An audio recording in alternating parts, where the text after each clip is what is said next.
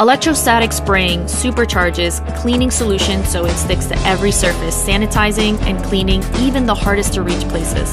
How do you make sure you're disinfecting properly? Mixing. First, you need to ensure that your cleaning solution is mixed correctly.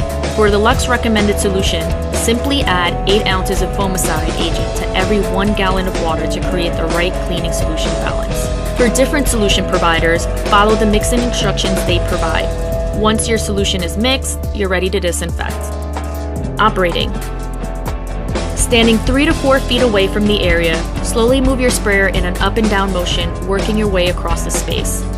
Because the electrostatic sprayer charges the cleaning solution, you only need a light covering of surfaces for proper treatment. Be sure and direct your spray under tables and into corners, so your entire space is treated.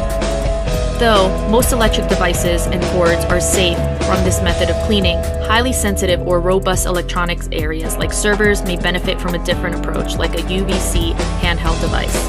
Once you sprayed the space and you're all done, we do recommending testing the effectiveness of disinfecting by using an ATP meter after the first few uses.